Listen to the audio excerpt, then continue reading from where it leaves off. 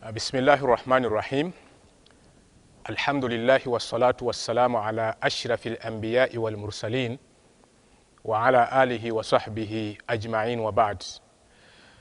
omulungi atulaba njagadde olwaleero twejjukanye ku nkizo n'obukulu n'obulungi obuli mu nnaku 10 ezisooka mu mwezi gwa Dhulhijja. Omwezi gwa Dhulhijja gwe mwezi ogw'e12 ogusemberayo ddala ku kalenda yaffe ey'Obusiraamu.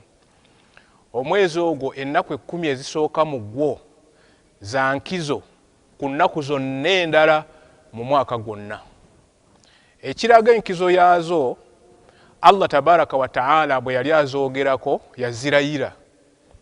Ate nga tukimanyi bulungi nti ekintu ekirayirwa kyonna kirayirwa lwa bukulu bwakyo oba okuyimirizaawo ekikulu ekirala. Kati Allah bwe yali ayogera ku nnaku zino olw'okuba nti Allah ye alina okulayira buli kyonna kyalabye nga kyetaagisa okulayira olw'okulaga obukulu bwakyo. Bwe yali azoogerako yazirayira n'agamba nti wal fajiri, ndayira emmambya esaze, emmambya ng'esaze. Emmambya gye yalayira Allah tabaraka wa taala yeeyo esala okwawulawo ekiro n'emisana okutandika olunaku olusooka mu nnaku 10 ezisooka eza Dhulhijja. Yagamba nti wal fajiri, ndayira emmambya eyo, walayalin ashri, n'endayira n'ebiro 10 amakulu ennaku 10 kubanga ekiro kitambula na misana.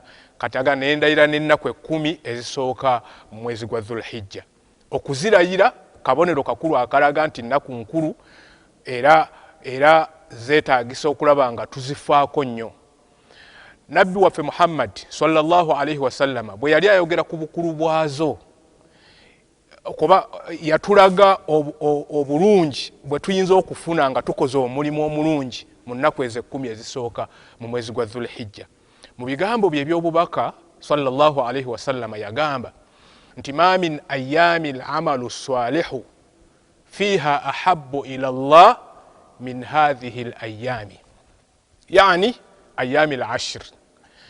Yagamba sallallahu alaihi wasallama nti tewali mulimu mulungi guyinza kukolebwa ne guba nga gwagalwa nnyo eri Allah tabaraka wa taala ng'omulimu ogukoleddwa mu nnaku 10 ezisooka mu mwezi gwa Dhulhijja.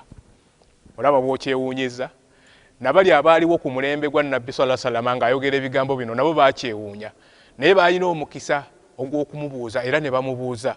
Ne bamugamba nti ya Rasulallah, walal jihadu fi sabilillah, omubaka wa Allah, ne bwe kuba kulwana mu kkubo lya Allah nako tekusinga mulimu mulungi omuntu gwakoledde mu nnaku 10 ezisooka mu mwezi gwa Dhulhijja?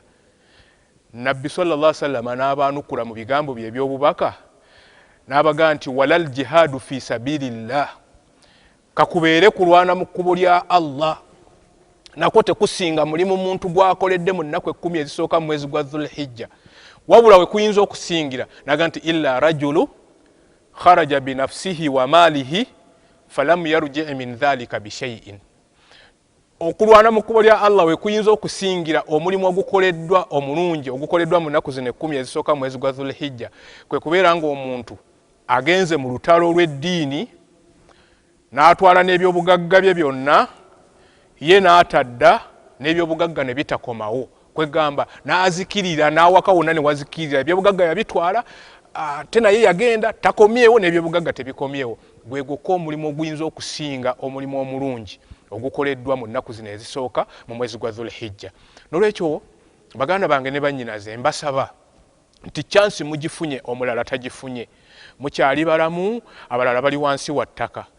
Tugezeeko nnyo okulaba mu kaseera kano ak'ennaku 10 ezisooka mu mwezi gwa Dhulhijja nga tweyunira emirimu emirungi omuli okutendereza Allah nga bw'onoogamba nti subhanallah, alhamdulillah, allahu akbaru, la ilaha illa Allah. Ebigambo ebyo byokka, astaghfirullah, ebyo byonna birimu okutendereza Allah n'okumwenenyeza. Fuba nnyo mu nnaku zino 10 ezisooka okulaba nti tebiva ku lulimi lwo.